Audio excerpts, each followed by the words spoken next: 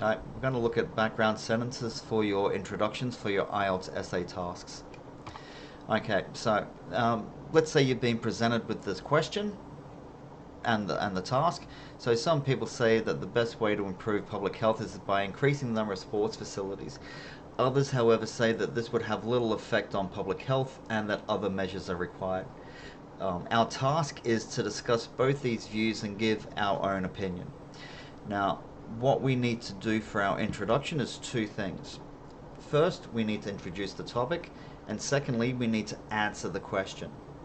Now, today, we're not going to worry too much about discussing both views and giving your own opinion. We're not going to answer that question today. We're just going to look at that very first sentence where we introduce the topic. So, for this one, we need to identify the topic, and probably the thing we need to look for is any repeated vocabulary. So, for example, the best way to improve public health and public health. So we know that we've got both views and they're both talking about public health. But what specifically are they talking about? What is the actual topic? Is it just about public health? No, it's about the best way to improve it. Some people say it's the best way to improve it is by increasing the number of sports facilities, and others, on the other hand, believe that other measures are required. So we're going to discuss, the best way to improve public health. So the best way that I feel to do this is by having some sort of template for our background, a background sentence that we can use to get into our essay writing as quickly as possible. As you probably all know, it's really difficult to get started. So if we have a template, this will make it hopefully be a little bit easier. Okay, so our main template, the one we could probably use for 80% of our essay tasks. There are differences. For example, we'll have a look at agree, disagree essays, and we'll use something a little bit different. And then we have other types of questions where we need to modify and be a little bit more flexible. If we're not flexible on test day, we will probably fail. So you've got to be flexible. Don't have too many set structures.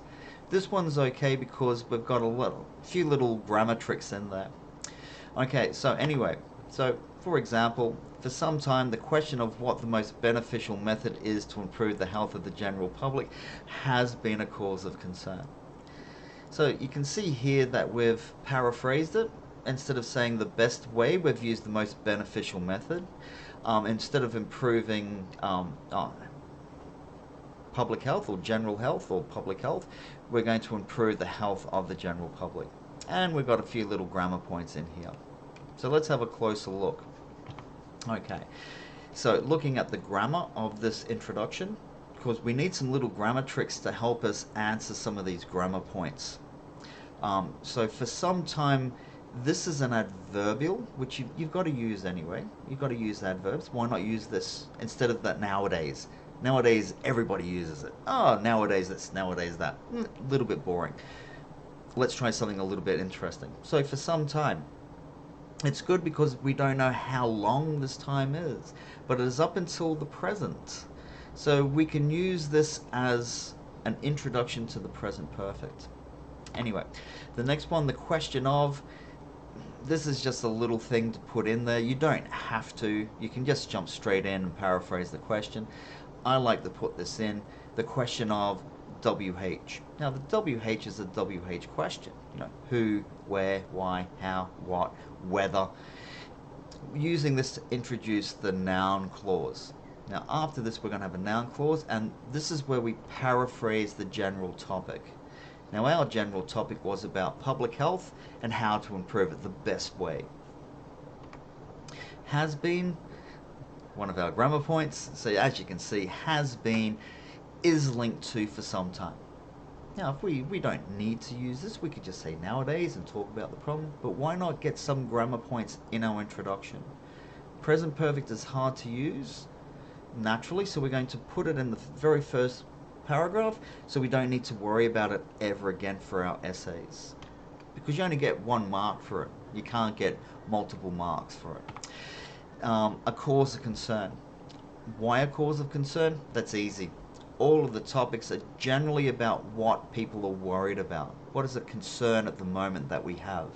So our concern is best way of improving public health. So we can assume that public health is an issue that we're concerned about. It could be about rising levels of youth crime, for instance. That is a cause of concern. Why is it? Why are we worried about it? Because children are committing crimes. However, we have to be careful when we write. We can't use for concern. Well, I suppose we could, but there's a bit of a difference in the meaning. Cause of concern by itself means that people are worried about it now. They're already worried. They're concerned about it now. However, cause for concern doesn't necessarily mean they're worried now. Maybe they're not. Maybe they're I don't really care about this. But they should be concerned. And that's what this means. A cause for concern means they're not interested and they probably should be. So that's the difference between them. Okay, so a bit of color coordination. For some time, the question of what the most beneficial method is to improve the health of the general public instead of public health has been a cause of concern. So we've linked it all together, and it's quite a nice little background sentence. We still need to answer the question in our introduction. All we've done is we've introduced the main topic. Public health. People are worried about it. Okay, so moving on. In this case, we've got an agree, disagree essay. Now, the introductions for these, we still want to use the same sort of grammar points, and we want to use our grammar, basically our tricks. In this one, we're going to hit a couple of different grammar points. We're still going to use the present perfect, but we're going to incorporate or blend in. We're going to join together with the passive. Again, the passive is difficult to use naturally, so why not use it in a way that gets us marks and we can use it naturally. The best way of doing this in our essays is if we've got an agree, disagree. So some people believe that unpaid community service should be a compulsory part of high school programs. For example, working for a charity, the neighborhood, or teaching sports to younger children. In this case, you do not need to mention these examples. They're there to help you think of what community service may be. You don't need to use these. If you want to, you can definitely use them. And to what extent do you agree or disagree? What you're asked to answer here is, do you agree or disagree that unpaid community service should be a part of high school programs? A compulsory part. Must be compulsory. You're forced to do it in a way. You must do it. Okay. Now, in this case, we're going to use a slightly different one. For some time, it has been argued that. So for some time, present perfect, it has been argued, is our present perfect. But it's also our passive has been argued. It has been argued by people. It has been argued by some people.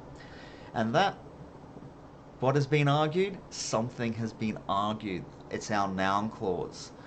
So we're ticking off quite a large number of grammar points in these ones.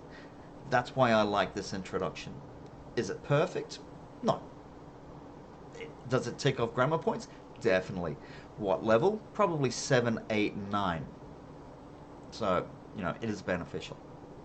Okay, so for some time it has been argued that secondary school curricula, school programs, high school programs, should include compulsory community service that is not paid. Unpaid means it is not paid. Now, few little problems here is compulsory is from the question rubric, and so is community service. My argument for using community service in this way is that community service is almost like a protected term. It's almost like its own academic term, as far as I'm concerned. Social service, to me, is sort of like it's run by the government. The government is in charge of social services. So, for example, unemployment, well-being, health, mental health, these are all social services. where community service is just going out there and helping your community by yourself. And compulsory, I couldn't think of a better word, so I'm going to use that. So out of this, if I've got a tough examiner, they may count compulsory, community and service as words taken directly from the rubric, and they won't add that to my word count. Which is okay, because I usually write 300 words. So 300 words minus 3, I'm not losing many marks. So keep that in mind. Aim for 250 is okay. Usually people write too little. Aim for 260 to 280. That's the best way to look for it. Or the best point to look for. It covers you in case you do struggle with your introduction. Anyway, with practice, you should be able to do this yourself with no problems. So, for some time, it has been argued that paraphrase of the general topic. So, the general topic. So, here it is in color. So, I'll let you pause the video and read that at your own leisure.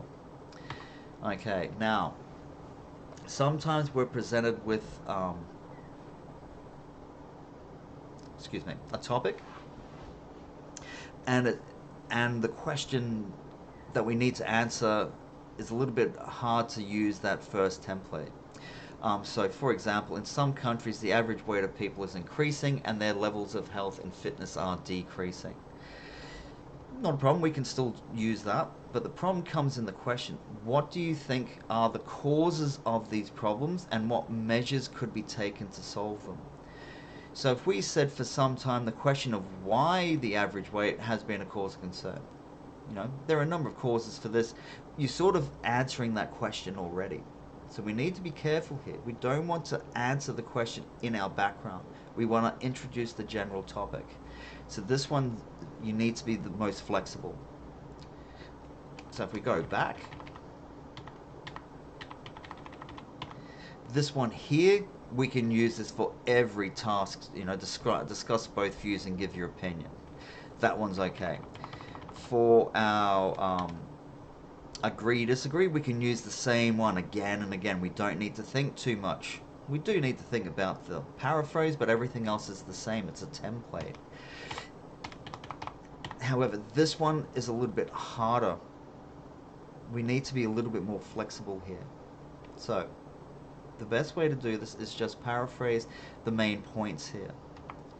So, for some time, health and fitness levels have been dropping, while at the same time, the mean weight of the citizenry has been rising.